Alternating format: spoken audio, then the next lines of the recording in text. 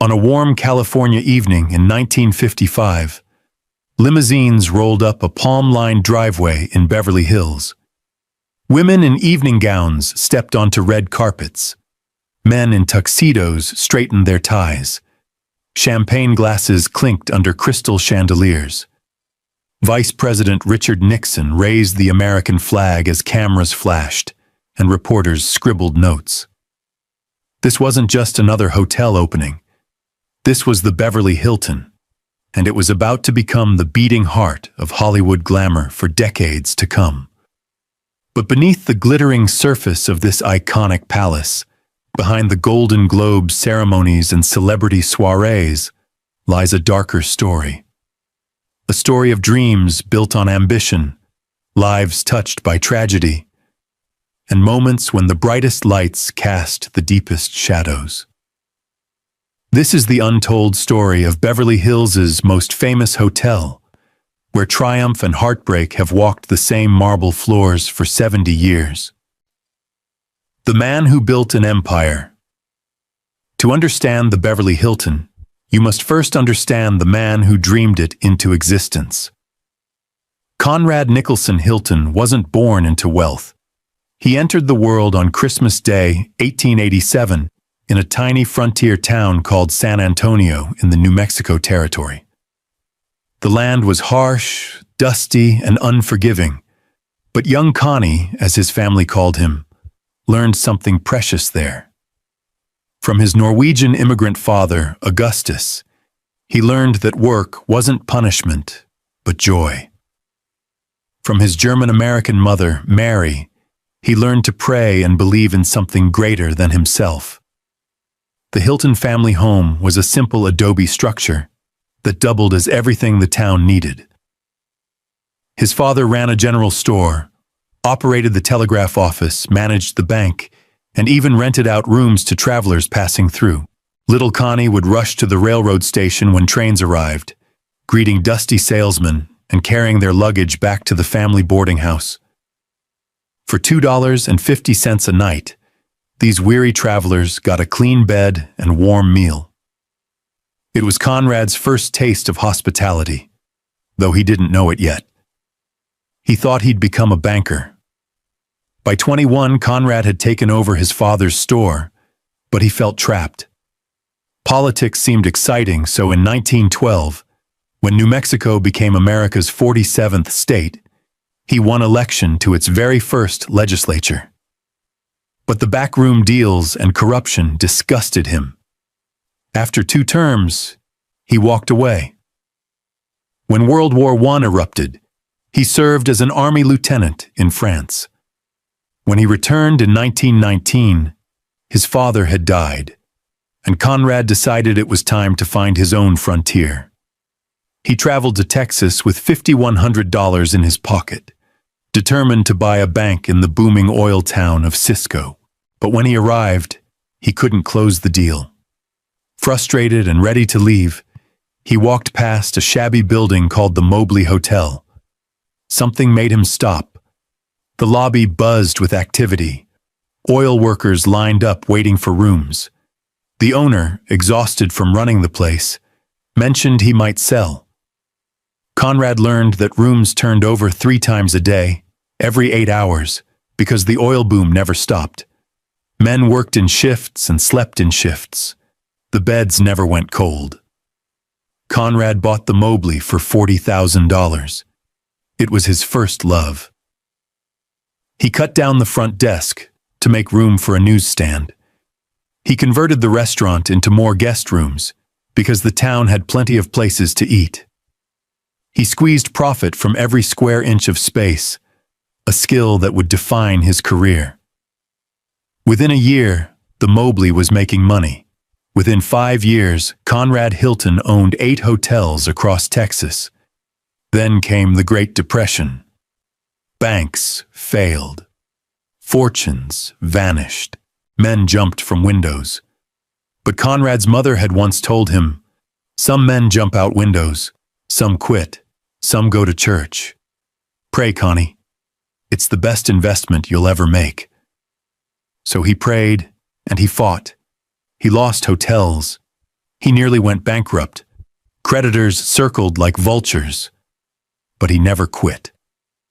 By 1934, with help from investors, he'd clawed his way back. After the Depression, Conrad's ambition soared higher than ever. In 1943, he bought the Roosevelt Hotel in New York City. 2 years later, he purchased the Palmer House in Chicago and the Stevens, then the world's largest hotel. In 1946, he formed the Hilton Hotels Corporation. In 1949, he achieved his greatest triumph yet, buying the legendary Waldorf Astoria in New York for $3 million. The newspapers called it impossible. Conrad called it destiny. But even as his empire spread across America, and then the world, Conrad Hilton had his eye on one more crown jewel. He wanted to build a showcase hotel in the most glamorous place on earth. Beverly Hills, California. Building the dream in Beverly Hills in 1953, at 66 years old, Conrad Hilton stood on an empty plot of land at the intersection of Wilshire Boulevard and Santa Monica Boulevard. The location was perfect. Just blocks from Rodeo Drive, surrounded by movie studios and millionaire estates, this was where Hollywood's elite lived and played. If Hilton could build something spectacular here, it would cement his legacy as the greatest hotelier in the world. He hired Welton Becket, one of the most brilliant architects in America. Becket had been born in Seattle in 1902 and graduated from the University of Washington in 1927. After moving to Los Angeles in 1933, he'd made his name designing the stunning Pan-Pacific Auditorium in 1935. That success brought him commissions from movie stars like James Cagney and Robert Montgomery. Becket understood glamour. He understood California. And he understood exactly what Conrad Hilton wanted. Together, they planned a hotel that would merge Italian villa elegance with mid-century modern efficiency. The design embraced clean geometric lines, floor-to-ceiling windows, and warm natural materials like marble and travertine. Becket believed a building should reflect the client, not the architect. So he designed the Beverly Hilton to reflect Conrad Hilton's vision. Luxury without pretension, comfort with sophistication, and American optimism dressed in European grace. Construction began in August 1953. The budget was $12 million. The plan called for 416 rooms spread across multiple wings. But as work progressed, costs climbed. Delays mounted. The planned 1954 opening kept getting pushed back. Conrad had to take out a $5 million mortgage on his Mayflower Hotel in Washington just to cover rising expenses. Critics whispered that the old man had finally bitten off more than he could chew. But Conrad Hilton didn't build his empire by quitting. Workers labored around the clock. Becket refined every detail. The exterior was painted Becket's signature marshmallow white, a color that glowed like a beacon under the California sun. The rooms were designed with private balconies, originally divided by brightly colored panels that added playful elegance. Inside, the grand lobby featured soaring ceilings, polished marble floors, and modernist furniture that whispered rather than shouted luxury.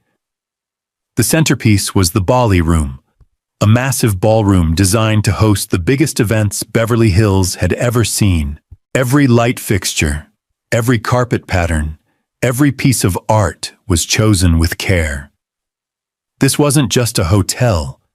It was a stage where the world's most powerful people would gather, make deals, celebrate victories, and shape the future. Finally, on August 11, 1955, the Beverly Hilton opened its doors. Conrad Hilton arrived with his longtime companion, actress Ann Miller. Vice President Richard Nixon presided over the ceremony, raising the American flag as hundreds of guests applauded. The mayor of Beverly Hills gave a speech. Photographers captured every moment. Reporters called it the finest hotel west of the Mississippi. From the very first night, the Beverly Hilton was a sensation. Movie stars, business moguls, and politicians checked in. The ballroom hosted gala after gala. The hotel's restaurants served the finest food in California. The pool became a gathering spot for the famous and beautiful. President John F. Kennedy would later call it the Western White House because he loved staying there so much. In 1957, just 2 years after opening, the ballroom was doubled in size at a cost of $400,000. The expanded space reopened in 1958 as the International Ballroom, now seating 1,700 guests. It became the largest ballroom on the entire West Coast.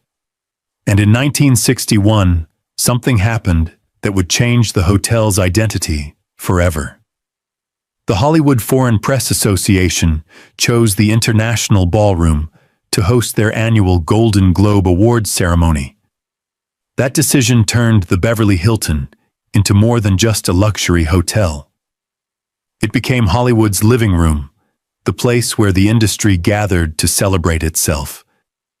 Every January, the world's biggest stars would walk through those doors, climb the grand staircase, and accept their awards in the glittering ballroom. For decades, the Golden Globes and the Beverly Hilton would be inseparable, their fates intertwined like lovers in an old movie. The Golden Years. Throughout the 1960s and 70s, the Beverly Hilton reigned supreme. The hotel expanded continuously. In 1961, a new 500-car garage opened, giving the hotel parking for 1,500 vehicles total. At the time, it was the largest hotel parking facility in the world. In 1966, Conrad Hilton added a 180-room wing surrounding a new swimming pool. The total room count reached 630. The lobby and ballroom received constant upgrades. Fresh flowers arrived daily. The marble floors gleamed. The crystal chandeliers sparkled. Everything about the Beverly Hilton whispered perfection. The hotel employed hundreds of people: housekeepers, chefs, waiters, doormen, valets, gardeners, concierges. Many stayed for decades, treating the hotel like family. Behind the scenes, Conrad Hilton watched his creation flourish with quiet satisfaction. In 1966, at 79 years old, he stepped back from daily operations, passing leadership to his son Barron. But his heart remained with his hotels, especially the Beverly Hilton. He'd pour millions into keeping it flawless, understanding that in Beverly Hills, appearance was everything. Conrad's personal life had been complicated. His first marriage to Mary Adelaide Barron produced 3 sons, but ended in divorce in 1934. His second marriage to actress Zsa Gabor in 1942 was passionate but brief, ending in divorce in 1947. Decades later, Zsa would write in her autobiography that the relationship had been troubled in ways she never fully addressed publicly. In 1950, Conrad bought the magnificent Casa Encantada in Bel Air, where he lived until his death. His final marriage, to Mary Frances Kelly in 1976, brought him peace in his last years. On January 3, 1979, Conrad Hilton passed away at 91 years old. He left virtually his entire fortune to the Conrad N. Hilton Foundation, which he'd established in 1944 to alleviate human suffering worldwide. His will specifically mentioned supporting Catholic sisters and programs helping children. Even in death, Conrad remained true to the values his mother had instilled in that adobe house in New Mexico. The Beverly Hilton continued thriving after Conrad's death, but ownership changed hands multiple times over the following decades. In 1987, entertainment mogul Merv Griffin purchased the hotel for $100 million. Griffin loved the place, but his focus on his television empire meant the hotel didn't receive the constant attention it needed. Maintenance was deferred, competition increased. By the time he sold it in 2003 for $130 million, the once pristine palace showed signs of age. The new owner was Benny Alagem, co-founder of Packard Bell Electronics. Alagem understood that to restore the Beverly Hilton's glory, he needed to invest heavily. In 2005, coinciding with the hotel's 50th anniversary, he launched an ambitious $80 million renovation designed by the architecture firm Gensler. The number of rooms was reduced to 570 to create more spacious accommodations. Every suite received 42-inch plasma televisions and Bose Wave radios. The lobby was completely reimagined. The pool area was redesigned into the now famous Aquastar pool. The renovation breathed new life into the aging beauty. Once again, the Beverly Hilton sparkled. Once again, celebrities flocked to its doors. The Golden Globes continued their annual tradition, bringing Hollywood's brightest stars back to the International Ballroom every January. Everything seemed perfect again. But perfection, like youth, never lasts forever. The day the music stopped. Saturday, February 11th, 2012, began like many winter weekends at the Beverly Hilton.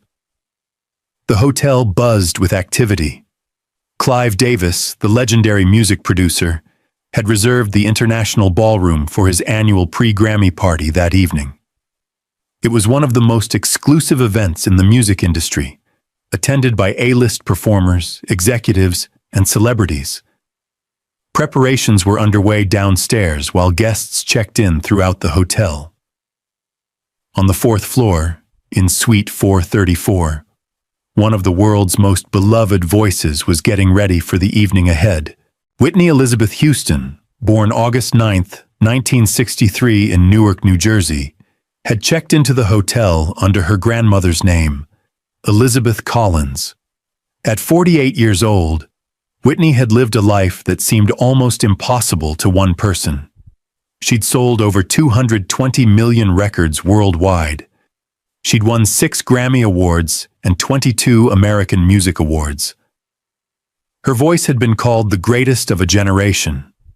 Songs like I Will Always Love You and Greatest Love of All had become anthems. But Whitney's recent years had been difficult. Her tumultuous marriage to singer Bobby Brown had ended in divorce in 2007. Her struggles with substance use had been documented in tabloids and discussed in late-night monologues. She'd entered rehabilitation multiple times. In 2011, she'd been diagnosed with emphysema. Those who loved her worried constantly. Those who worked with her saw the toll that fame, pressure, and personal demons had taken. Still, there were reasons for hope. Whitney had released a new album, I Look to You, in 2009. She'd embarked on a world tour. She'd recently finished filming Sparkle, a remake where she played a starring role and served as executive producer. The movie was set for release later that year. And tonight, though she wasn't scheduled to perform, she was looking forward to attending Clive Davis's party. She'd been seen rehearsing with other singers earlier in the week, smiling and laughing, seemingly in good spirits. That afternoon, Whitney's hairstylist and personal assistant were preparing to help her get ready. Around 3:30 p.m., someone entered the bathroom.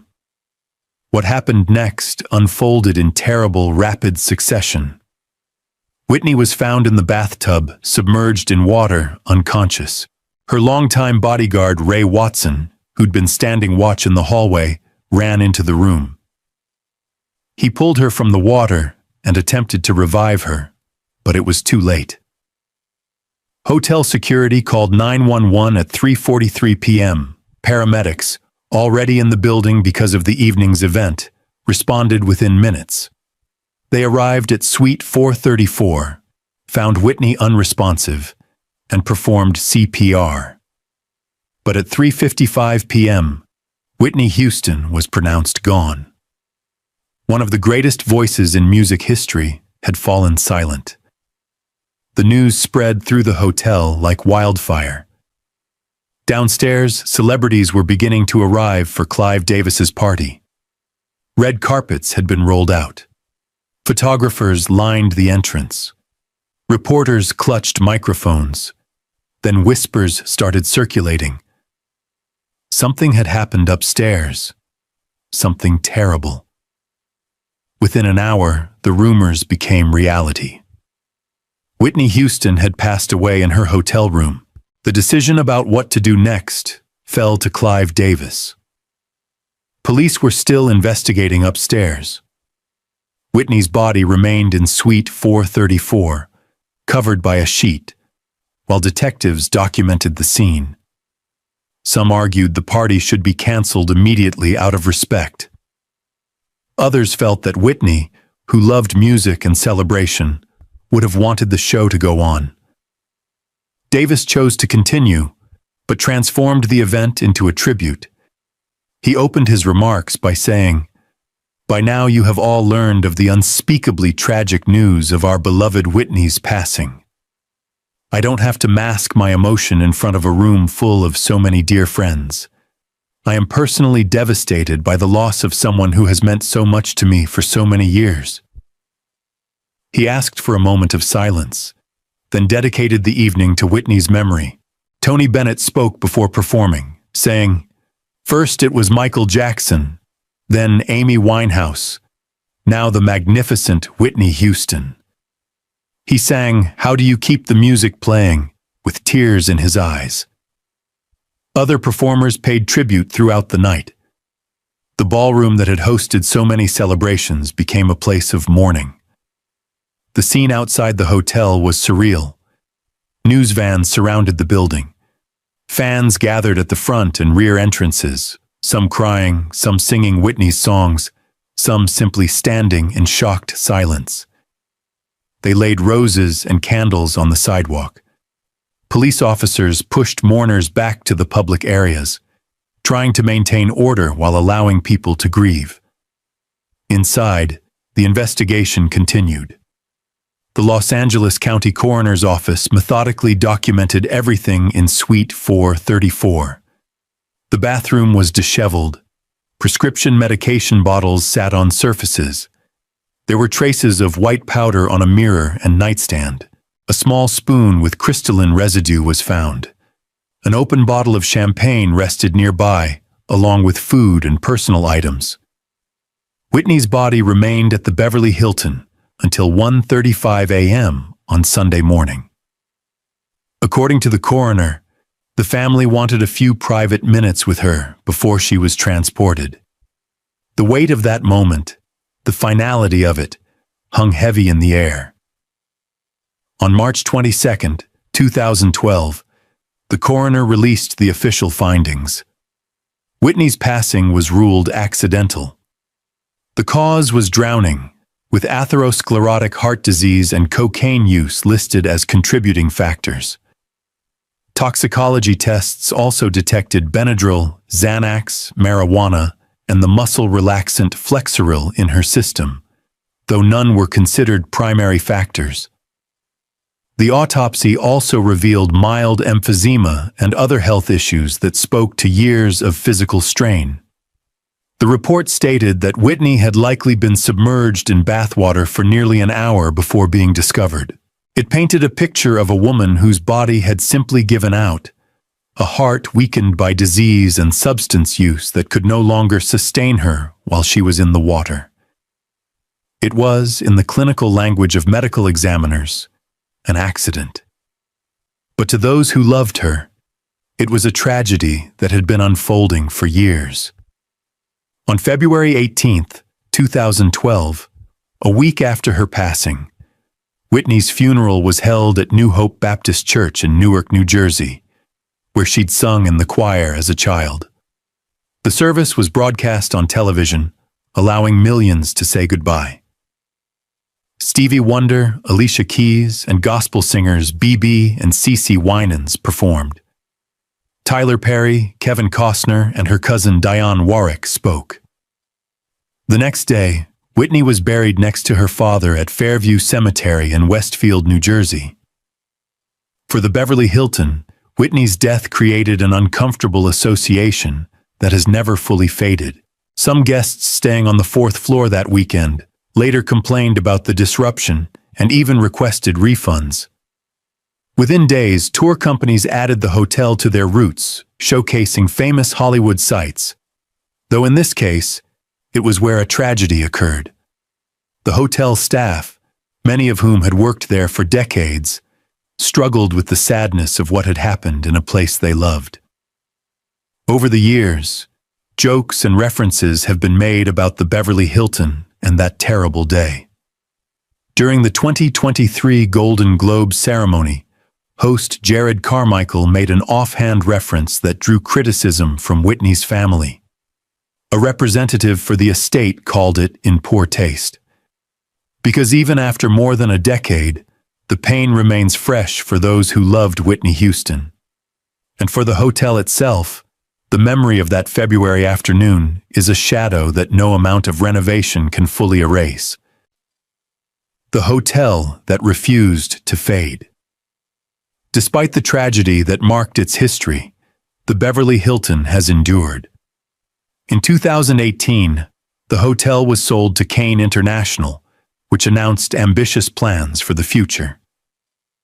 A $5 billion development project called One Beverly Hills began taking shape around the property. Designed by renowned architect Norman Foster, the plan includes 2 residential towers reaching 28 and 32 stories, making them the tallest buildings in Beverly Hills history. There will also be an Aman hotel, luxury retail space, botanical gardens, and underground parking for over 2,000 vehicles. The Beverly Hilton itself will undergo its most significant transformation since opening in 1955. The renovation, scheduled for completion in 2027, will touch nearly every aspect of the property. Guest rooms will be completely reimagined. New restaurants will open. The lobby will be redesigned. The iconic Aqua Star pool will blend historic elements with contemporary features. Throughout the process, the hotel will remain operational, hosting events and welcoming guests just as it has for 70 years.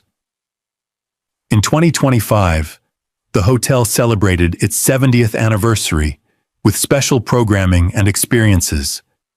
Invite-only Decades dinners were held in the presidential suite. A vintage film photo booth was installed. Limited edition whiskey was released in partnership with Beverly Spirits. A fragment of the Golden Globe's red carpet was mounted in the lobby, a permanent reminder of the hotel's unique place in Hollywood history. The Golden Globes themselves continued at the Beverly Hilton every January until 2023, when the ceremony moved to a different venue. For 62 years, the International Ballroom had been synonymous with that glittering night when Hollywood gathered to celebrate itself. Stars like Meryl Streep, Tom Hanks, Oprah Winfrey, and countless others had walked across that stage to accept their awards. The ballroom had witnessed tears of joy, spontaneous speeches, and moments that became part of entertainment history. Even without the ceremony, the legacy remains. Walk through the Beverly Hilton today, and you'll see traces of all its different lives. The mid-century modern architecture that Welton Beckett designed still defines the building's bones, even as contemporary renovations have modernized the interior.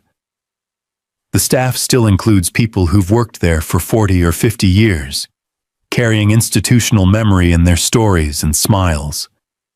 The lobby still hums with energy, The pool still sparkles under California sunshine, and the International Ballroom still hosts some of the most important events in Los Angeles. But if you listen closely, you can also hear the whispers of everything this place has witnessed. The laughter of movie stars from the 1960s, the clinking of champagne glasses at 1,000 galas, the tears shed in Suite 434 on a terrible February afternoon, the prayers Conrad Hilton must have offered when he first stood on this plot of land, dreaming of something magnificent. Every hotel is, in some ways, a collection of moments, check-ins and check-outs, weddings and funerals, celebrations and heartbreaks, business deals and broken promises. The Beverly Hilton has hosted all of these and more. It's been the setting for some of Hollywood's brightest celebrations and one of its darkest tragedies. It's been a symbol of American optimism and a reminder that even in paradise, sorrow can find you. Conrad Hilton once wrote in his autobiography that a great hotel should make guests feel important, safe, and cared for. That philosophy guided every decision he made, from the height of the ceilings to the softness of the carpets. He believed hospitality was a calling, not just a business. He built the Beverly Hilton to be a palace where dreams came true, where every guest felt like royalty, where memories were made that would last lifetimes. In that sense, he succeeded beyond his wildest imagination. For 70 years, the Beverly Hilton has been exactly what he envisioned. It's been a stage where history unfolded, a gathering place for the powerful and famous, a witness to humanity in all its complexity, beauty, and brokenness. The hotel stands today at a crossroads between past and future. The $5 billion development rising around it represents a new vision of Beverly Hills, one that's taller, denser, and more modern than ever before. The quiet residential character that once defined this part of the city is giving way to something grander. Some see it as progress, others see it as loss, but change, like time, waits for no one. As construction cranes tower over Wilshire Boulevard and excavators dig deep into California soil, the Beverly Hilton continues serving guests just as it always has. The doormen still greet visitors with warm smiles. The housekeepers still ensure every room is perfect. The kitchen still prepares meals for thousands.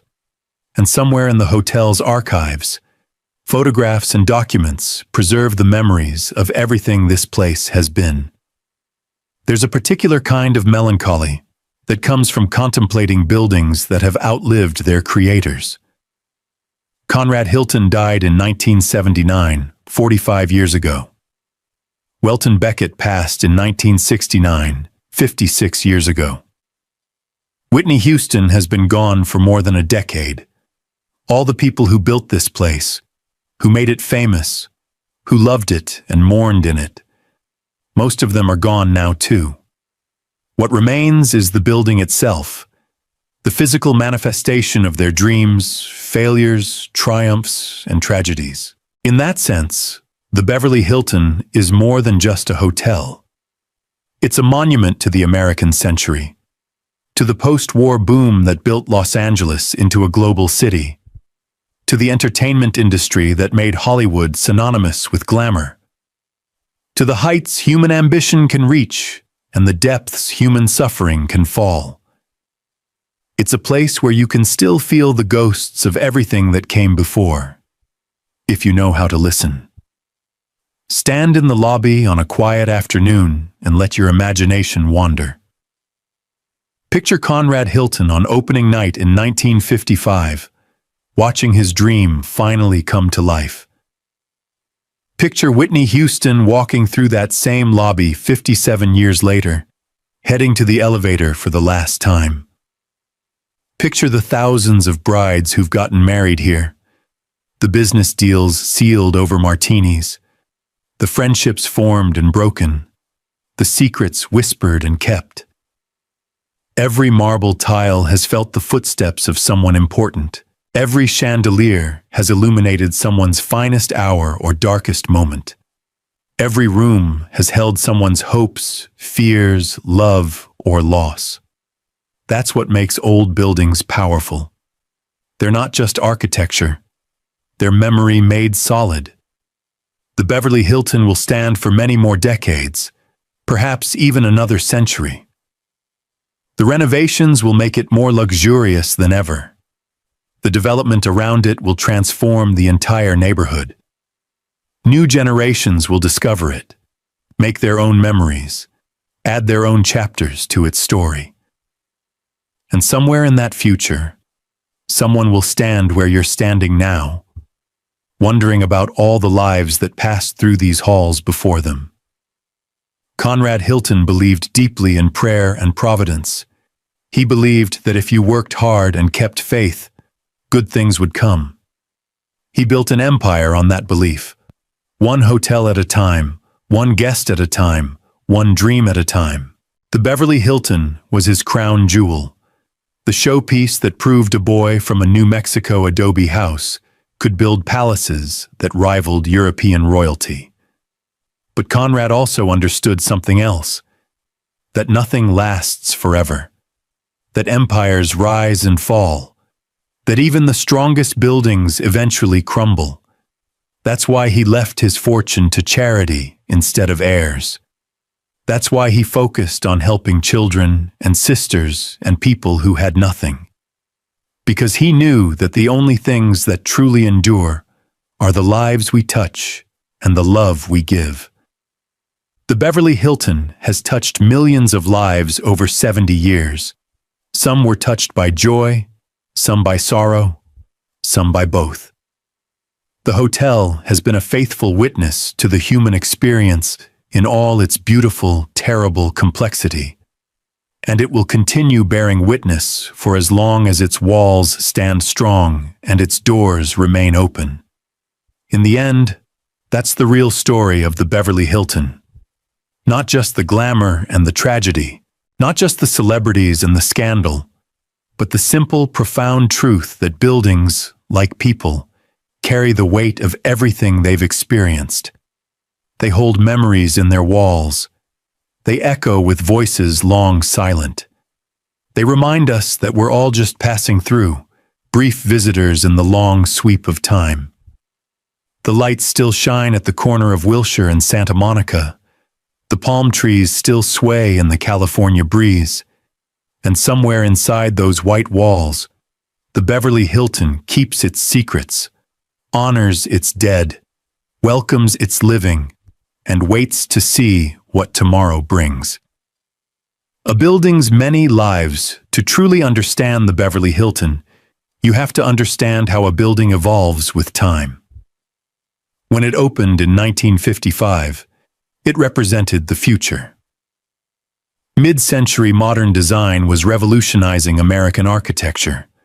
The Beverly Hilton embodied that revolution with its clean lines, geometric patterns, and emphasis on natural light. Welton Beckett's philosophy of total design meant every element worked together in perfect harmony. The furniture, the light fixtures, the carpets, even the ashtrays and matchbooks, all carried the same aesthetic vision. The original 416 rooms were designed for a different era of travel. Businessmen stayed for weeks while making deals. Families took long vacations, settling into suites with multiple bedrooms. The hotel wasn't just a place to sleep. It was a destination unto itself. The restaurant served breakfast, lunch, and dinner to crowds that included both guests and locals. The bars stayed open late, filled with industry executives making deals over scotch and cigars. The Bali Room, before its expansion, hosted intimate gatherings that felt exclusive and special. When it became the International Ballroom in 1958, seating 1,700 people, it transformed into something else entirely. Now it could host massive events, conventions, award ceremonies. The Hollywood Foreign Press Association recognized this potential in 1961 when they moved the Golden Globes there. That single decision would define the hotel's identity for 6 decades. Think about what that means. Every January, for 62 consecutive years, the world's attention focused on this one ballroom. Television cameras broadcast from inside its walls. Newspaper reporters filed stories from its hallways. Photographers captured moments that would appear in magazines around the globe. The Beverly Hilton became more than a Los Angeles landmark. It became a symbol recognized worldwide. The physical changes to the hotel tell the story of America's evolving relationship with luxury. In the 1960s, Conrad Hilton added that 180-room wing with the new swimming pool. The expansion reflected post-war prosperity and the baby boom's demand for more space. Families wanted pools. They wanted recreation. The Beverly Hilton adapted. In the 1970s, as air travel became accessible to middle-class Americans, hotels had to serve a broader clientele. The Beverly Hilton maintained its luxury positioning while modernizing amenities. Color televisions appeared in rooms. Direct dial telephones replaced operators. Air conditioning became standard rather than special. The 1980s brought new challenges. Competition intensified as other luxury hotels opened nearby. The Four Seasons, the Peninsula, the Hotel Bel Air, all competed for the same wealthy clientele. Merv Griffin's purchase in 1987 seemed promising, but his television empire demanded most of his attention. The hotel, while still functional, began showing its age in subtle ways. Paint faded. Carpets wore thin. The gleaming newness that had dazzled visitors in 1955 gave way to comfortable, slightly shabby elegance. This is when maintenance becomes crucial. A building is like a living thing. It needs constant care. Ignore a small leak and eventually you have water damage. Put off repainting and eventually the walls crack. Defer enough maintenance and a palace becomes a problem. By 2003, when Benny Alajim purchased the property, serious work was overdue. The $80 million renovation that followed was more than cosmetic. Entire systems had to be replaced. The plumbing, installed in 1955, was 50 years old. The electrical wiring couldn't handle modern demands for computers, hairdryers, and charging stations in every room. The heating and cooling systems were inefficient and outdated. Beneath the elegant surface, the infrastructure was failing. Gensler, the architecture firm hired to manage the renovation, faced a delicate challenge. They needed to modernize everything while preserving the building's mid-century character. They couldn't just gut the place and start over. The Beverly Hilton's value came from its history, its association with old Hollywood glamour. Destroying that would destroy what made it special. So they worked carefully. In the guest rooms, they reduced the total number from 630 to 570. This allowed them to make each room larger and more luxurious. Bathrooms expanded, closets grew, sitting areas appeared. The rooms transformed from adequate to exceptional. Each got those 42-inch plasma televisions and Bose sound systems, bringing technology into spaces designed before such things existed. The lobby renovation was perhaps most dramatic. The original 1955 lobby had served its era well, but it felt cramped by modern standards. The new design opened up sightlines, created flow, and added natural light through larger windows. New furniture echoed mid-century modern style while providing contemporary comfort. The color palette shifted toward golds and neutrals that felt both sophisticated and warm. Outside, the pool area became the Aqua Star Pool, a name that evoked Hollywood's golden age while promising modern luxury. Cabanas were added for privacy. The deck was expanded. New landscaping created intimate spaces within the larger pool area. It became, once again, a place to see and be seen, just as it had been 50 years earlier. But here's what's interesting about hotel renovations. You can update materials and replace systems, but you can't change the essential character. The Beverly Hilton's footprint, established in 1955, remains largely unchanged. The hallways run the same directions. The International Ballroom occupies the same space. The basic structure, that steel and concrete frame, is still what Welton Beckett designed. This creates continuity across time. When you walk through the hotel today, you're walking paths that Conrad Hilton walked in 1955. You're seeing views he designed. You're experiencing, in modernized form, his vision of what a great hotel should be. That connection to the past gives the Beverly Hilton something that newer hotels, no matter how luxurious, cannot replicate. The human element buildings don't run themselves. The Beverly Hilton's success across 7 decades comes from the people who've worked there. Some stayed for their entire careers, 40 or 50 years serving guests. These long-tenured employees became the hotel's living memory, training new staff and maintaining standards. Consider the doorman who worked there for 40 years.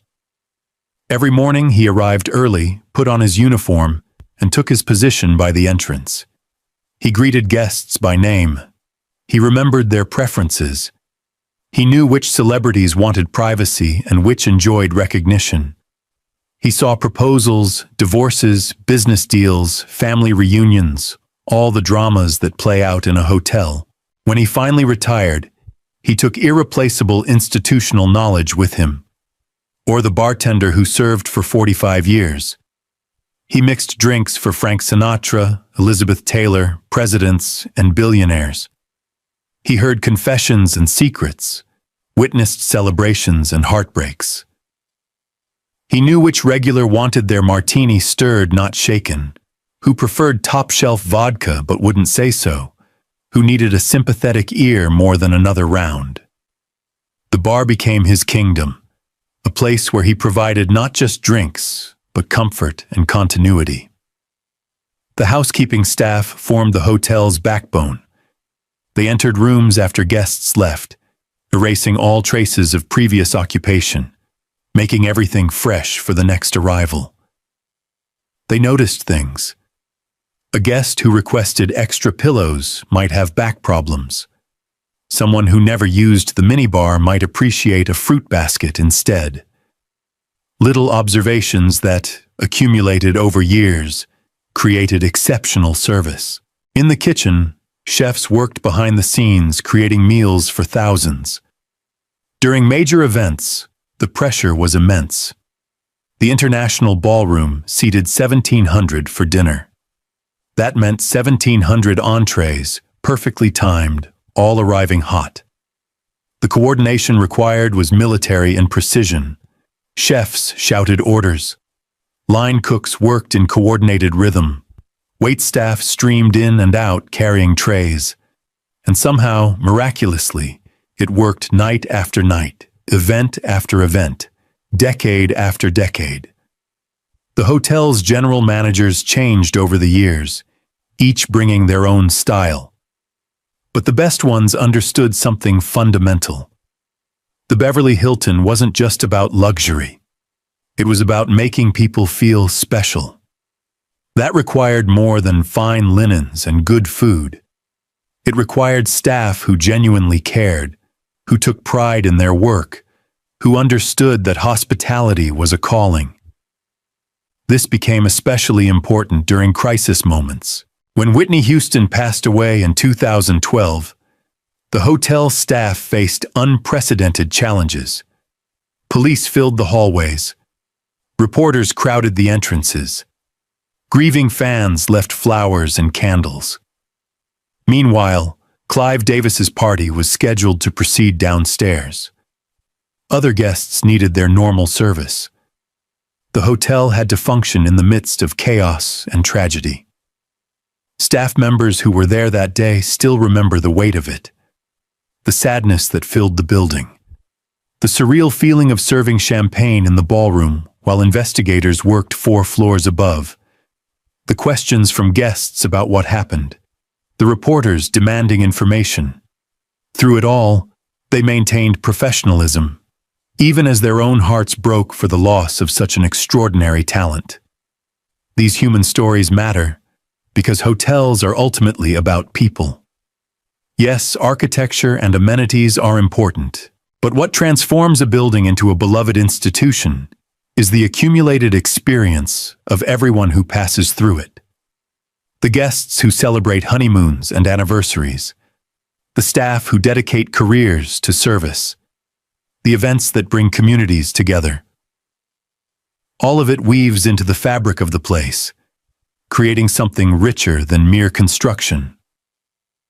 The architecture of memory.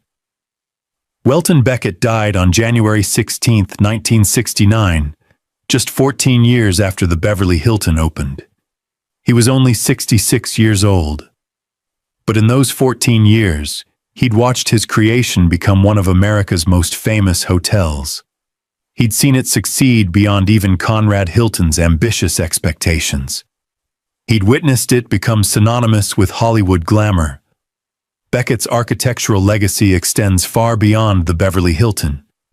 He designed the iconic Capitol Records building in Hollywood, that distinctive circular structure that looks like a stack of records. He created the Cinerama Dome, the geodesic dome theater on Sunset Boulevard. He master-planned UCLA's campus and designed Pauley Pavilion. He worked on Century City, the Los Angeles Music Center, and dozens of other landmarks. But the Beverly Hilton held special significance in his portfolio.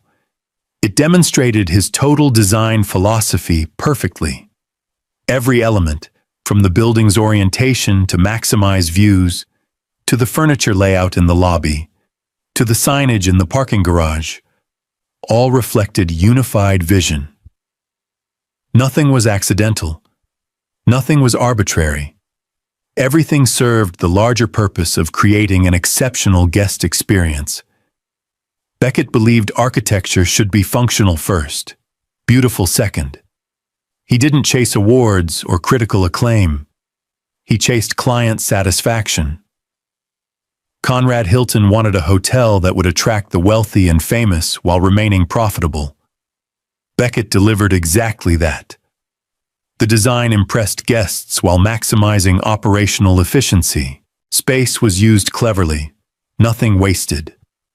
The flow from lobby to elevators to rooms was intuitive. Even small details, like the width of hallways and the placement of service areas, reflected careful planning. Mid-century modern architecture, which the Beverly Hilton exemplifies, was about more than aesthetics. It represented philosophical beliefs about how people should live. The emphasis on light and openness suggested transparency and honesty. The use of natural materials like marble and travertine connected interior spaces to the natural world. The geometric patterns and clean lines rejected unnecessary ornament in favor of essential form. It was democratic architecture, beauty accessible to everyone rather than reserved for aristocrats. Of course, the Beverly Hilton was never truly democratic. A night there cost more than many Americans earned in a week. But the design philosophy reflected democratic ideals even in an exclusive setting. The lobby welcomed all comers. The ballroom, while hosting elite events, could be rented by anyone who could afford it. The architecture didn't intimidate or exclude. It invited. This matters when we consider the building's historical significance. The Beverly Hilton opened during a particular moment in American history. World War II had ended a decade earlier. The economy was booming. California was growing explosively. Los Angeles was transforming from a large city into a sprawling metropolis. The entertainment industry was entering television's golden age while cinema struggled to compete. Into this dynamic environment came Conrad Hilton's palace. It represented confidence in America's future. It said, "We're building for permanence, for lasting success." It embodied the optimism of the 1950s, when anything seemed possible and progress seemed inevitable. The Beverly Hilton was manifest destiny translated into marble and glass. But architecture also reveals what a society values. The Beverly Hilton valued comfort, luxury, and status. It valued privacy, protected by doormen and security. It valued service from staff who remained largely invisible. It valued exclusivity even while claiming accessibility. These weren't necessarily bad values, but they were specific to a time and place and class. The Beverly Hilton endures today, standing.